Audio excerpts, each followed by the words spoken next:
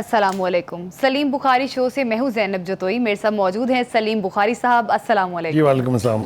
नाजरीन, मौजूदा सियासी हालात दिन ब दिन मजीद कशीदगी की तरफ बढ़ते हुए नजर आ रहे हैं। ऐसे में क्या हिकमत अमली बनाना होगी जो कि सियासत के लिए भी सही रहे और जो कि हमारे मुल्क के लिए भी सूदमंद रहे। एक तरफ PTI पर पाबंदी लगाने के हवाले से मुशावरत की जा रही है, तो दूसरी जानिब लाहौर हाई कोर्ट ने 9 मई के वाक़यात के हवाले से तकरीबन इमरान खान पर जो 12 मुकदमात थे उनमें जिस्मानी रिमांड को कालअदम करार दे दिया है। इस पर भी बुखारी साहब का तज्जिया लेंगे।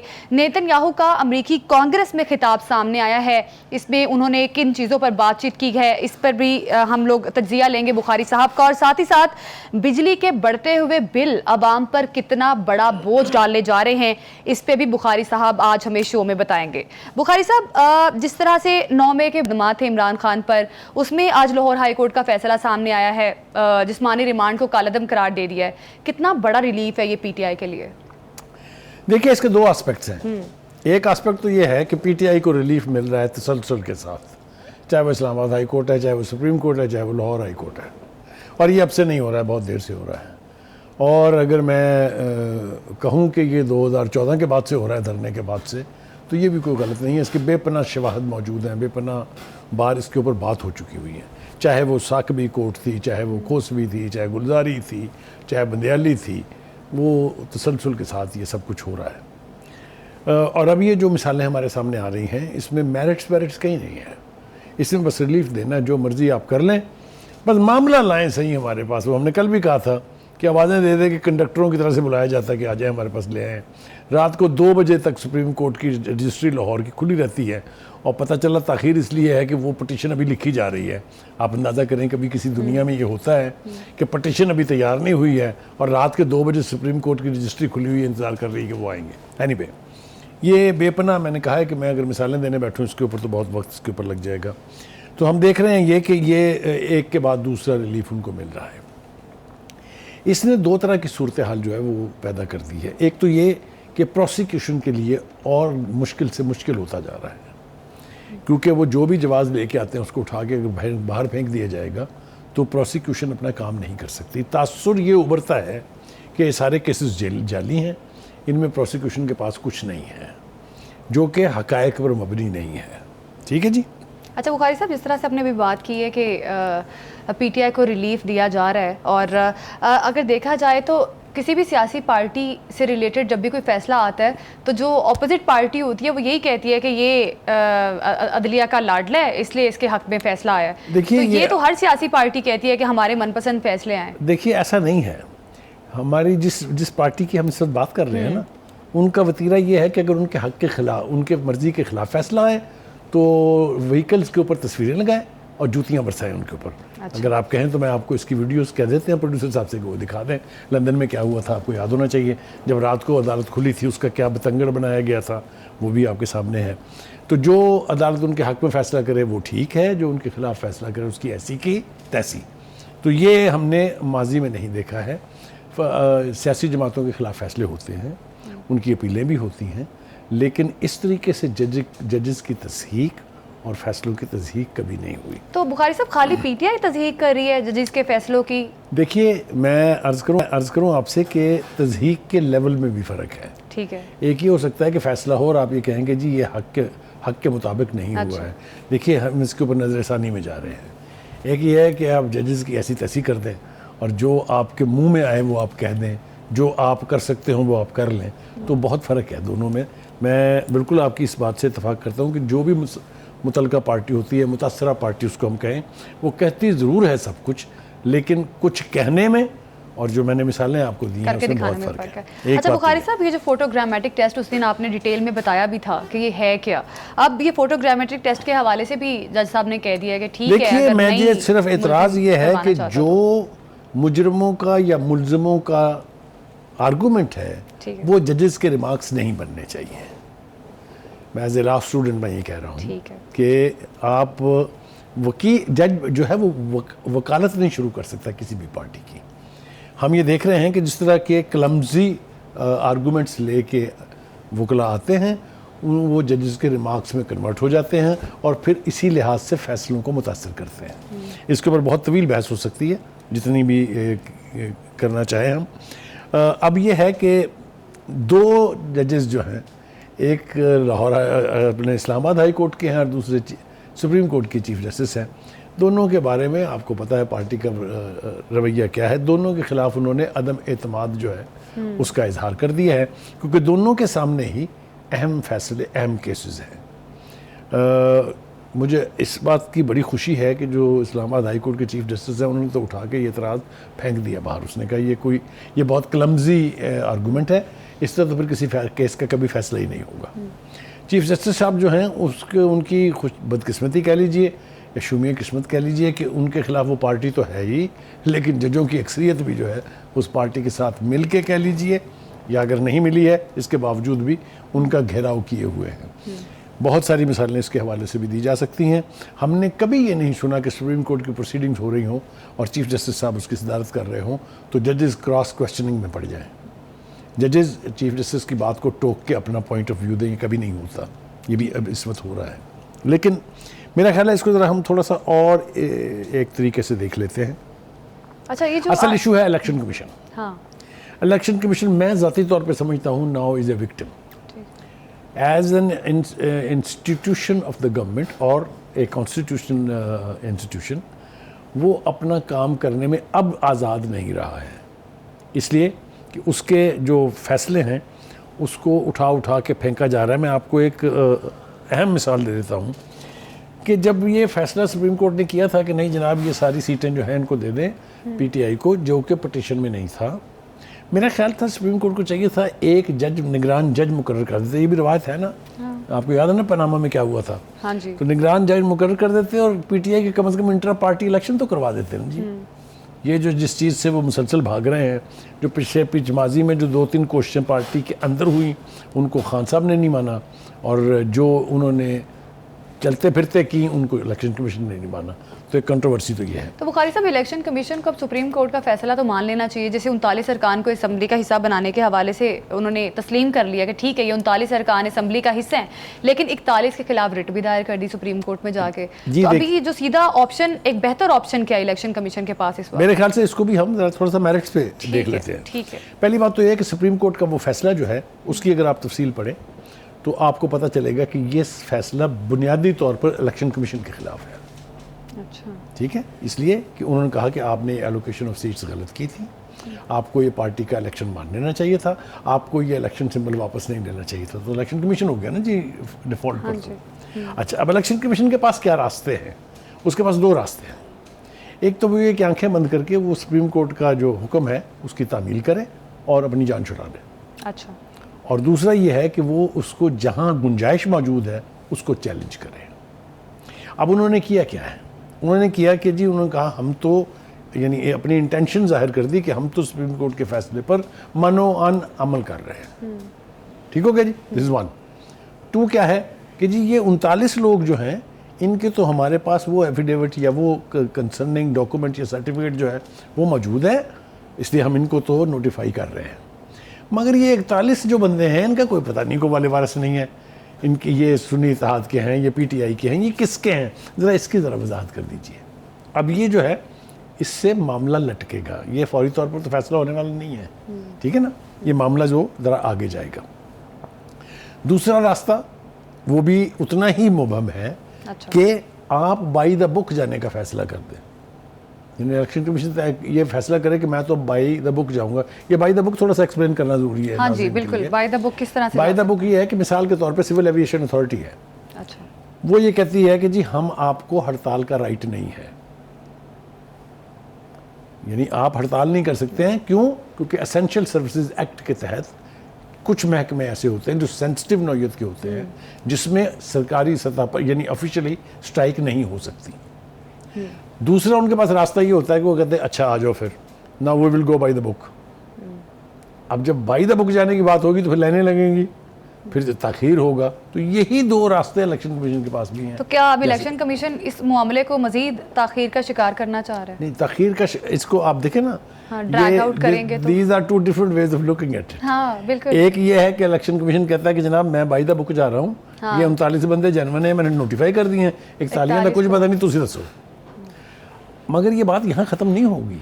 अच्छा। फ़र्ज़ करें सुप्रीम कोर्ट कह देती है कि नहीं जी करें नोटिफाई इनको भी, हो गया नोटिफाई, फिर उसके बाद ये मामला स्पीकर के पास भी जाना है अभी। हाँ क्योंकि उन्होंने पार्टी को, अगर उन्हें पार्टी का रुकन एक्सेप्ट करना है तो स्पीकर ने उसके ऊपर मोहर सब्त करनी है। ठीक है, अब ये स्पीकर का हवाला अगर आप मुझे इजाज़त दें तो मैं दूंगा आपको। बिल्कुल, बिल्कुल। कि जब 100 जो MNAs थे PTI के, उन्होंने इस्तीफे दिए थे तो कितने महीने पड़े रहे थे स्पीकर साहब के पास।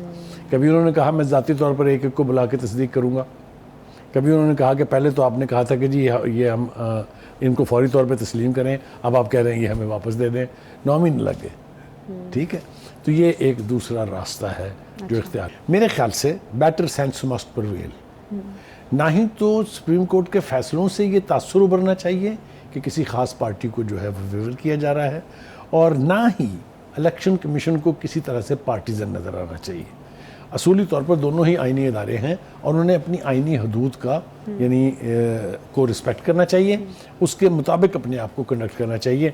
लेकिन मैं आपको बताऊं कि बहुत सारी चीज़ें ऐसी हो रही हैं जो आइन की स्पिरिट के मुताबिक नहीं हैं। मिसाल के तौर पर हम ये देखते हैं कि चीफ जस्टिस साहब ने हाल ही में एक फ़ैसला लिखा है और उसके हवाले से उन्होंने कहा कि फ़ैसला लिखने में ताख़ीर भी एक क्रिमिनल एक्ट है, यानी अगेंस्ट द कॉन्स्टिट्यूशन है, ये आइन की खिलाफ वर्जी है। हाँ।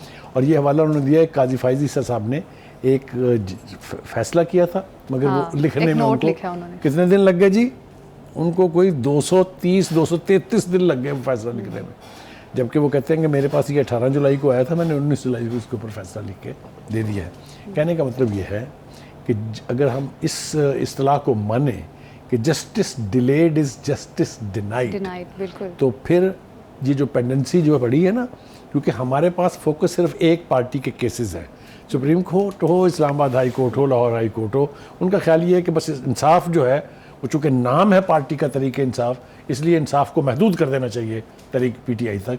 ये रवैया भी गलत है।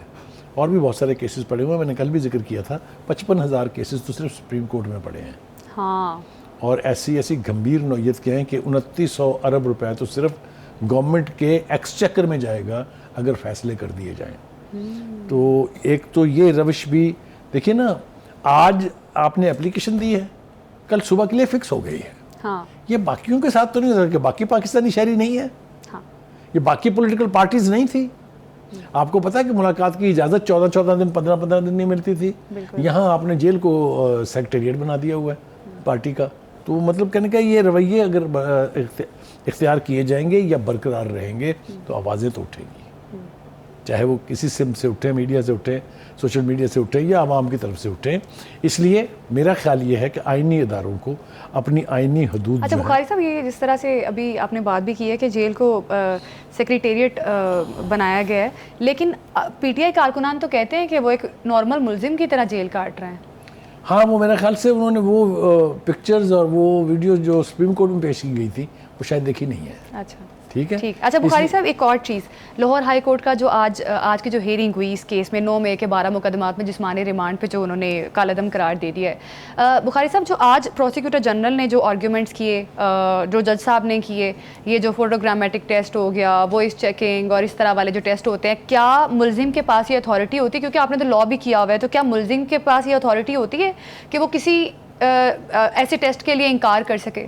देखिए, गुजारिश ये है कि जब जज साहब खुद इस प्रोसेस का मजाक उड़ाने बैठ जाए तो फिर तो और बात है, लेकिन ये कि ये ऑप्शन नहीं है किसी भी मुल्ज़िम का कि वो किसी किस्म की भी तफ्तीश की नौयत से इनकार करे। अगर तो उसके अंदर कोई तशद्दुद का एलिमेंट है तो यस, उसके पास राइट है कि वो करे, लेकिन अगर ये रियल है। अच्छा। अब वो जज साहब पूछ रहे हैं ये मॉडर्न इक्विपमेंट्स कब से आ गई भाई? वो जज साहब आपको पता होना चाहिए कि बहुत देर से आई हुई हैं ये सारे टेस्ट जो हैं, फोरेंसिक टेस्ट क्या है, ये उसी का हिस्सा है। और वो अलग बात है कि उन्होंने वो मशीन जो है उसके सामने जाने से इनकार क्यों किया, मैंने कल भी वजह बताई थी। हाँ। मैं आज दोहराना नहीं चाहता हूँ। मशीन की चीज़ें निकलने से बचा दिया उन्होंने मेरे ख्याल से। नहीं, वो कह रहे हैं कि मैं अभी और भी ज़ेरे तफ्तीश हूँ और भी इदारों के, इनकार नहीं किया कि मैं नहीं करवाऊँगा। उन्होंने कहा मैं अभी फ़िलहाल नहीं करा सकता। देखिए ना, ये मैंने जैसा कहा कि ये मुल्जिम का ऑप्शन नहीं होता। ठीक है, एक बात। ठीक दूसरी है। बात ये कि प्रोसिक्यूटर जनरल ने जो इम्पोर्टेंट हाँ, बात की है वो ये है कि अगर यही रवैया रहा अदालतों का भी और इसी तरह से एतराज़ात उठते रहे तो फिर प्रोसिक्यूशन का काम न सिर्फ मुश्किल होगा बल्कि फिर मलबा सारा प्रोसिक्यूशन पे डाल दिया जाता है कि जी आपने प्रोसिक्यूशन ठीक नहीं की, आपने केस ही ठीक नहीं बनाया। आपने देखा ना जितने भी केसेस जुड़े हैं उसमें यही कहा गया जजेस की तरफ से कि प्रोसिक्यूशन ने अपना काम ठीक नहीं किया। प्रोसिक्यूशन कैसे करेगी अपना काम ठीक अगर आप मुल्जिम से इन्वेस्टिगेट करने की इजाज़त नहीं दे रहे? बिल्कुल, अदालतों पर भी भारी जिम्मेदारी आयद होती है कि वो तमाम तर Absolutely. केसेस को देख कर चलें और बिल्कुल किसी भी पार्टी को वो नहीं दे सकते एक ख़ास तौर की फेवरेटिज्म। तो बुखारी साहब, इस हवाले से आपने बड़ा अच्छा तज्ज़िया दिया है। अब बात करेंगे इसराइल के हवाले से। नेतन्याहू ने अमरीकी कांग्रेस में खिताब किया है जहां पर वो बड़ी बड़ी बातें करते हुए दिखाई दिए, लेकिन बाहर मुजाहिरीन मुजाहरा करते रहे। बुखारी साहब, ये कितना एम्बैरेसिंग है नेतन्याहू के लिए? देखिए, पहली बात तो यह कि मुझे इस बात की बहुत खुशी है कि नेतन्याहू साहब को उनकी मर्ज़ी का जो बहुत सरप्रस्त मुल्क है उसमें जूतियाँ पड़ी हैं और बहुत ज़िल्लत का सामना उन्हें उठाना पड़ा है। एक तो ये कि वो जब कांग्रेस के अंदर खिताब कर रहे थे तो जो साबिक स्पीकर हैं उन्होंने कहा कि नेतन्याहू का खिताब जो है कांग्रेस की तारीख का बदतरीन खिताब था। आप ये देखिए, this sentence coming from an American while the Israeli prime minister is there. एक दूसरी बात यह है कि अमेरिकी ईवान नुमाइंदगान में जब वो तकरीर करने के लिए गए हैं तो मुसलमान रुकन जो हैं वो रशीदा तलैब साहबा, उन्होंने हाथ में एक बैनर उठाया हुआ था जिस पर लिखा हुआ था killer of humanity, Gaza killer. तो ये वो जेस्चर्स हैं, ये वो इवेंट्स हैं जिसने नेतन्याहू साहब की नींदें ख़राब की होंगी वहाँ यकीनी तौर पे। दूसरी बात ये है कि ये ख्वाहिश कि मैं हमास को ख़त्म करके छोड़ूंगा, ये मेरे ख्याल से उनको दिल में साथ ले जानी पड़ेगी और ज़ेर ज़मीन वो दफन होंगे। ये ख्वाहिश उनकी पूरी होने वाली नहीं है। कहते हैं कि अगर हमास हथियार डाल दे तो जंग खत्म हो सकती है। भाई 10 तो महीने की कत्लो already गारत में तो हथियार नहीं फेंके उन्होंने। इससे पहले आप तो 75 साल से लगे हुए हैं ना, मतलब जब से आप आए हुए हैं, जब से आपको मगरबी ममालिक की सपोर्ट और ख़ास तौर से अमेरिका और बरतानिया की सपोर्ट मिली है, तब से आपने फ़लस्तीनियों को नेस्तो नाबूद करने का बीड़ा उठाया हुआ है, लेकिन आप इसमें कामयाब नहीं हो सके। आप इसमें कभी कामयाब नहीं हो सकते। फ़लस्तीनी एक कौम है और फ़लस्तीन की कॉज जो है ये एक सोच का नाम है। सोचें कभी नहीं मरती हैं। दूसरी बात यह कि मैं सवाल उठाना चाहता हूँ उन तमाम आलमी तंजीमों से जो ह्यूमन राइट्स की और वर्ल्ड पीस की ठेकेदार बनती हैं। ठेकेदार भी मैं बड़ा रियायती लफ्ज़ इस्तेमाल कर रहा हूँ। जो बहुत बड़े मामले बनते हैं वर्ल्ड पीस के और ह्यूमन राइट्स के, वो किधर हैं? जो कत्ल आम, कत्ल गारत गरी और जो इलाके की तबाही पूरी दुनिया कैमरे की आंख से देख रही है, उसके ऊपर उनके कान पर जूं क्यों नहीं रेंगती है? चलिए, मैं वेस्टर्न उनका तो मातम कर ही लूँगा, क्योंकि जनरल असेंबली जिसमें 200 से ज़्यादा अरकान है, उसकी मेजॉरिटी, स्वीपिंग मेजॉरिटी ने 2 दफ़ा करारदाद पास की कि जंग बंद होनी चाहिए, फौरी तौर पर जंग बंदी होनी चाहिए। इसराइल जो है वहाँ पर कत्ल गारत का जिम्मेदार है। किसी के कान पे जूं रेंगी? सिक्योरिटी काउंसिल जिसने 5 रेजोल्यूशन को वीटो किया, 6ठी अमेरिका ही की रेजोल्यूशन पास हुई, क्या उस पर अमल दरामद हुआ? अच्छा बुखारी साहब, अमरीकी कांग्रेस में ये भी कहते हुए दिखाई दिए नेतन्याहू कि हम किसी को बेघर नहीं करना चाहते। पूरा गजा तो इन्होंने उसका मलयामेट कर दिया है। वो तो उस अब बेहयाई के साथ झूठ बोल रहे हैं जिनका कोई जवाब देने की भी जरूरत नहीं है। पूरी दुनिया देख रही है। तो ये हमदर्दी बटोरना चाह रहे थे। हाँ, जाहिर है, ऑब्वियसली उनकी कोशिश है वहाँ पर। लेकिन जी मैं आपसे ये कह रहा था कि ये जो कहीं छोटी मोटी गड़बड़ होती है वहाँ यूनाइटेड नेशंस की पीस फोर्स पहुँच जाती है। ये गज़ा नहीं दिखाई दे रहा उनको। गोतरस साहब के बयानात तो बहुत आए हैं, लेकिन why has the secretary general not sent peacekeepers in Gaza to stop the killing? एक दूसरी बात यह है कि फिर एक दफ़ा मातम कर लेते हैं हम अपनी मुस्लिम ऑर्गेनाइजेशंस का, including OIC and Arab league. उन्होंने क्या किया? हम किसी दूसरे का गिला तो तब करें अगर हमारे वालों ने कुछ बहुत ज़्यादा किया हो। एक आज ना एक डिप्लोमेट आए थे हमारे हेड ऑफिस के दौरे पर। अच्छा। तो उनसे मैंने जब पूछा कि गज़ा के हवाले से आपकी हुकूमत की क्या पॉलिसी है, तो उनका वो हम तो जो कुछ कर रहे हैं वो पूरी दुनिया, मैं आप कह देता हूँ ना, ईरानियन डिप्लोमेटिक हमारे पास आए थे, वो तो सारी दुनिया को पता है। लेकिन मुझे इस बात पे हैरत है कि 45,000 इंसानों का कातिल यानी फ़लस्तीनियों का कातिल मुल्क इज़राइल पेरिस ओलंपिक में हिस्सा कैसे ले सकता है? क्या किसी ने पूछा है? तो कहने का मतलब ये है कि ये जो एपैथी है, ये जो इनडिफरेंट एटीट्यूड है पूरी दुनिया का इंक्लूडिंग द मुस्लिम वर्ल्ड, तो वो मतलब है इस बात की तरफ इशारा करता है कि हर वो चीज़ जो उनके मुफाद में है वो ठीक है, बाकी दुनिया में जहाँ मर्जी। कश्मीरियों के साथ क्या हो रहा है? कश्मीर को किस तरह से हड़प किया उन्होंने, अपनी पूरी कमिटमेंट्स को छोड़ के कॉन्स्टिट्यूशन की वो आर्टिकल 370 को वापस लेके कोई बोला? कोई एक आवाज़ आपने सुनी? तो कहने का मतलब ये है कि दुनिया की सुपर पावर्स को जो सूट करता है वो अपनी वो कहते हैं ना कि मेरे मतलब की कोई बात नहीं वो करते, अपनी तरकीब से हर जाल बिछा लेते हैं। हमको शाहों से अदालत की तवक्को तो नहीं, आप कहते हैं तो जंजीर हिला देते हैं। वो मामला है मजलूमों को इंसाफ नहीं मिल रहा है, बाकी सब की मर्जी से सब कुछ हो रहा है। और अमेरिका जाके उन्होंने मजीद हथियार भी उनसे मांगे हैं कि हमें मजीद हथियार दे ताकि जंग हाँ, वो मेरे ख्याल से जो मुजाहरे हुए थे अमेरिका में, ख़ास तौर से जो वाइट हाउस के बाहर, जो पेंटागन के बाहर जो मुजाहरे हुए थे, उनमें हथियारों की सप्लाई रोकने का मुतालबा किया गया था। और फिर हमने देखा कि कई ममालिक में जो शिप्स लोड किए हुए थे असले के, उनको जाने से वहाँ की आवाम ने रोका। और अब जो वो जो बे है उसमें से जो जहाज़ गुज़र रहे हैं उसके ऊपर जो यमनी हौज़ीज़ हैं वो जो हमले करते हैं, उसकी वजह से हथियारों की सप्लाई काफ़ी हद तक सस्पेंडेड है। और इज़राइल की अब चीखें निकलेंगी इसलिए कि उसने दोनों वर्ल्ड वॉर में जितना असला इस्तेमाल हुआ और बारूद और गोलाबारी की गई, उससे ज़्यादा अब तक वो गज़ा में कर चुका है। इसलिए उसको मज़ीद सप्लाईज तो चाहिए। तो मेरा नहीं ख्याल कि अब उसके लिए हथियारों का हसूल उतना आसान रह गया है, क्योंकि रास्तों में बहुत सारी रुकावटें हैं। कहते हैं ना कि there always is a blessing in disguise और there always is a light at the end of the tunnel. अब आप देखिए जो एलन मस्क हैं, उन्होंने सैटेलाइट सर्विस जो है वो बहाल कर दी है गज़ा के एक ख़ास इलाके में, ताकि कम से कम दुनिया के साथ उनका राब्ता तो रहे, दुनिया को ये पता तो चले कि वहाँ क्या हो रहा है। और हम ऑफ कोर्स क्रेडिट देंगे कतर की अल जज़ीरा को, जिसकी वजह से हम सबको यहाँ पता चलता रहता है कि वहाँ क्या हो रहा है। क्या आपको याद है कि उन्होंने तो अल जज़ीरा के लोगों को वहाँ से कहा कि पैकअप एंड गो अवे, लेकिन इसके बावजूद भी अभी भी अगर आपको गज़ा की कवरेज कहीं से मिल रही है तो वही एक चैनल है। मेरा ख्याल से पाकिस्तान की हुकूमत को भी अब चाहिए कि ये भी थोड़ी सी लबकुशाई करे, थोड़ा सा सिर्फ इलॉन मस्क से सीखना चाहिए। ये बहुत बड़ा बहादुरी का काम किया उन्होंने। देखिए, मुझे खुशी इस बात की है कि जहाँ तक इमदाद भेजने का ताल्लुक है उसमें तो हम बहुत से मुल्कों से पीछे नहीं हैं। मेरे ख्याल से सबसे ज़्यादा इमदाद अगर मैं समझूँ की सूरत में, खाने पीने की अशिया की सूरत में, कंबल्स वगैरह, टेंट्स वगैरह, वो पाकिस्तान ने भेजे हैं, कोई दो राय नहीं है इसके बारे में।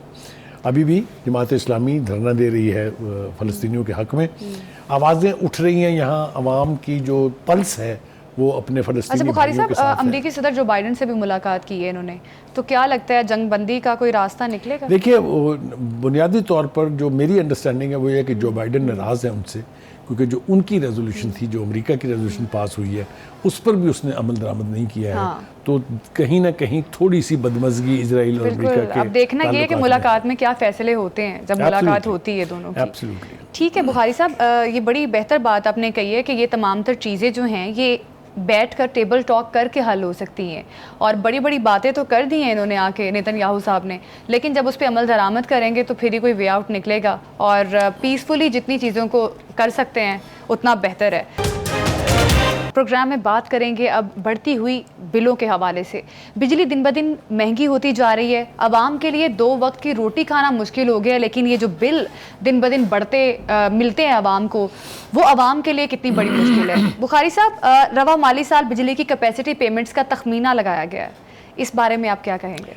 पहली बात तो ये है कि वो जब बादशाहों के दौर होते थे तो जब खौफनाक फैसला को आता था ना बादशाह की तरफ से लगान के हवाले से, या तो मुनादी की जाती थी।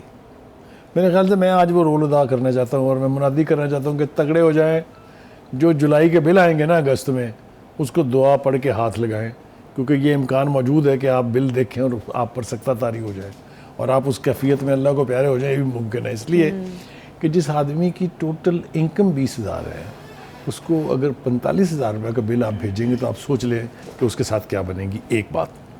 दूसरी बात ये है कि ये जो कैफियत है इस वक्त, जिस तरीके से, जिस रफ्तार से बिजली के बिलों में इजाफा हो रहा है और जिस किस्म की हुकूमत की पेचीदगियाँ सामने आ रही हैं, ख़ास तौर से ये कैपेसिटी पेमेंट्स और IPPs के हवाले से जो हम इतने दिनों से बात कर रहे हैं, उसने और ज़्यादा सूरत हाल को गंभीर बना दिया है। देखिए, गुजारिश ये है कि हुकूमत का अब ये 6ठा महीना है, अगस्त में उनको 7वां महीना लगने वाला है, लेकिन मुझे लगता है कि ये भारी होगा इनके ऊपर, और ख़ास तौर पर नून लीग की हुकूमत पर। क्योंकि इन्होंने तो बड़ी यकीन दहानी करवाई थी आवाम को, वही ना कि कहा बिजली कुछ के बिल था, कम वादे होंगे। कुछ किए थे और कर कुछ रहे हैं। अब वो 50 अपनी मजबूरियां जाहिर करें कि जी ये IMF की वजह से हो रहा है, ये जी फलां वजह से हो रहा है, तो ये सब कुछ कोई मानने के लिए तैयार नहीं है। मैं एक और अर्ज़ करूं कि सूरत हाल अब ये है कि जिस किसी का घर का बिल भी 200 यूनिट क्रॉस करेगा, जो ही नई स्लैब शुरू हुई तो समझे आप मारे गए। यही हाल 400 से ऊपर का है, यही हाल 600 से ऊपर का है। वो मल्टीप्लाई हो जाता है भाई, इतने % के आदमी की चीखें निकलना एक नेचुरल अमल है। अब हमने आज फैसला किया था कि हम अपने नाज़रीन को ये बताएंगे कि ये कैपेसिटी पेमेंट का जो कसिया पिछले कई दिनों से चल रहा है, इसकी तफसील क्या है। तो मेरे ख्याल से हम उनके साथ शेयर करते हैं कि रवा माली साल में 2091 अरब रुपए की कैपेसिटी पेमेंट का तखमीना लगाया गया, दिस ईयर अलोन।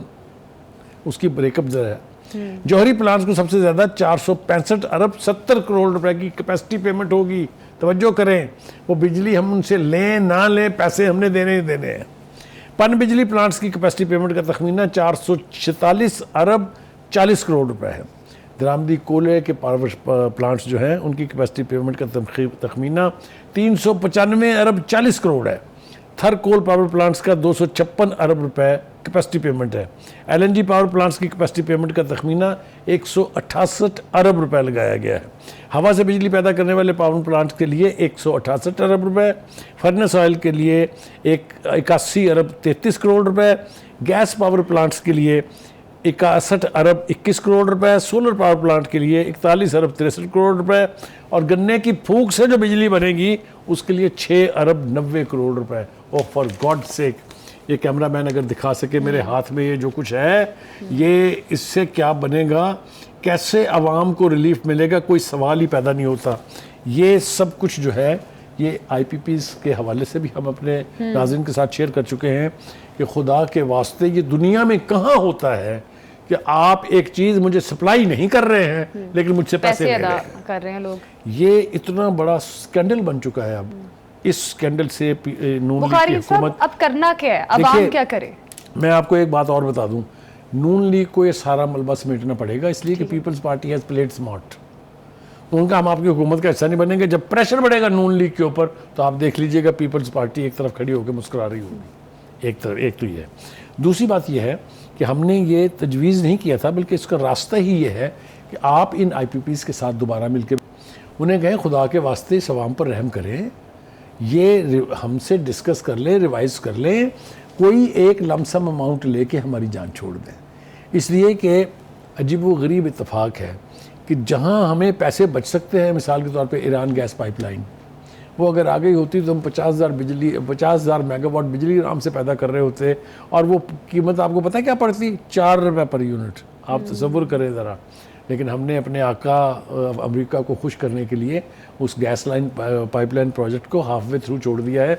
वो पाकिस्तान के बॉर्डर तक ईरान ने पहुंचा दी है, हमने अपने बॉर्डर तक लगानी है। मैक्सिमम 8 से 12 महीने लगेंगे इसमें, लेकिन ज़िंदगी आसान हो जाएगी। मगर हमारी लीडरशिप, चाहे वो नून लीग की है, चाहे वो कोई भी है, अमेरिका की खुशनुदी की खातिर हमारी लीडरशिप कुछ भी करेगी। लोग बढ़ते हुए बिल देखेंगे, डेफिनेटली वो एहतजाज की तरफ आएंगे और फिर कशीदगी मज़ीद ये बढ़ेगी। मैं डराना चाह रहा हूँ कि ये एहतजाज जो होगा ये संभलेगा नहीं, इसलिए कि this is a scandal in every house. और इसका एक मेजर पॉइंट है, IPPs के साथ जो मुज़ाकरात हैं उनको एक बार नजरसानी कर लें कि जो मुज़ाकरात किए हुए हैं। एक वो है, और दूसरा ये है कि आप ऑयल के हवाले से जिस तरह आप अपनी प्राइसेस बढ़ाते हैं, जिस तरीके से आलमी मंडी में प्राइसेस कम होती हैं, आप भी फ्यूल एडजस्टमेंट के खाते में आवाम को लूटना बंद कर दें। बिल्कुल, आवाम को लूटना बंद कर देना चाहिए। बुखारी साहब, बिल्कुल आपने ठीक बात कही है। प्रोग्राम से नाजरीन अभी हमें दीजिए इजाज़त, आपसे मुलाकात होगी अगले हफ्ते। अल्लाह हाफिज़।